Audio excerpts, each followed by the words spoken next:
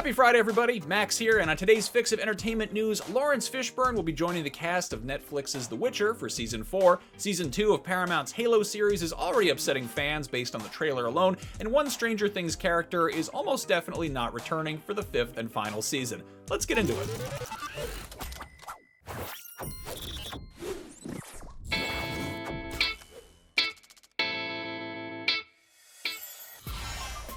Netflix announced that Laurence Fishburne will be joining the cast of The Witcher for its upcoming 4th season, playing the part of Fang favorite bloodsucker, Regis the vampire. The news comes by way of an official announcement from the streamer. Fans of The Witcher video games likely know Regis best from his role in the Blood and Wine expansion, but he was first introduced in Andrzej Sapkowski's third Witcher novel, Baptism of Fire, which is what Season 4 is going to be adapting. In the lore, Regis is a higher vampire who's over 400 years old, and in that time he's become educated on a pretty wide variety of subjects, and he becomes a powerful ally to Geralt and company, and, a pretty good friend too. While there's some skepticism about Liam Hemsworth replacing Henry Cavill as The Witcher's eponymous hero, Fishburne will likely be a highlight. If you're somehow not familiar with the works of Laurence Fishburne, you need to watch more movies, because he's in a whole bunch of them. It's unclear how big of a role Regis will actually have in Season 4, and there's still no word on when we can expect to see it, but it is officially in production, and Morpheus plays a 400-year-old vampire, which is good news if you ask me. Season 2 of the Paramount Plus Halo series is less than a month away, and while the latest trailer shows off plenty of cool stuff to get fans excited, there is one thing they're not too excited about, at least not in the good way, and that's seeing more of Master Chief's face. This isn't a new complaint, obviously, and the decision to show Master Chief, aka John 117, without his helmet on was a major bone of contention in the first season, so you can't really blame fans for being a little baffled to see Paramount doubling down on that choice to promote Season 2.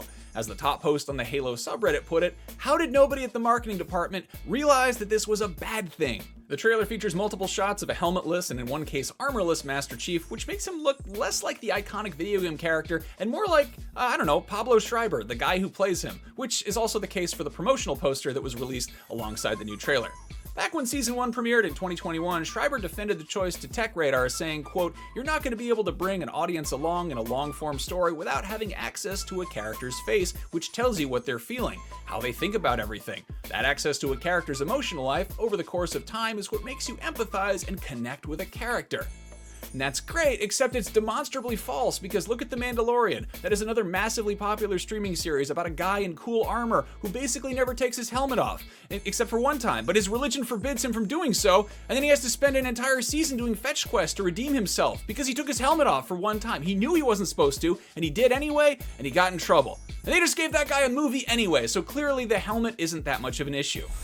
I personally don't have a dog in this fight because I never really got into Halo, but I completely get where fans are coming from. Boba Fett was always my favorite Star Wars character, and The Mandalorian is somehow a better Boba Fett show than the actual Boba Fett show that we got, where again, he spent a whole lot of his time with his helmet off, which seemed to kind of miss the point of why people liked that mysterious character in the first place. Helmet stuff aside, the latest trailer does offer plenty of gritty action, so hopefully it can save face, so to speak. We'll find out when it premieres exclusively on Paramount Plus on February 8th.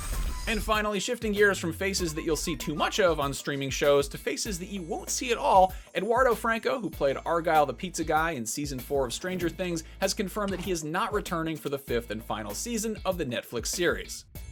Fans were quick to point out that Franco was noticeably absent from a cast photo that was posted online to announce the production of Season 5 is officially underway, and in a recent appearance on the Steve Varley Show, Franco confirmed their suspicions, saying, quote, "It's nice to hear that there's some concern, you know what I mean? But yeah, I never got a phone call, so yeah, I think that's it. You feel me?" The cast of Stranger Things has ballooned steadily since Season 1. This time around, Linda Hamilton, aka Terminator's Sarah Connor, is popping up in Season 5 in an undisclosed role, so it's not that surprising that some side characters might get further sidelined, but it's still a bummer for anybody hoping for more Argyle. Then again, maybe this will change and they'll give him a call. Stranger Things 5 is still a long ways off and likely won't premiere until late 2025 at the very soonest.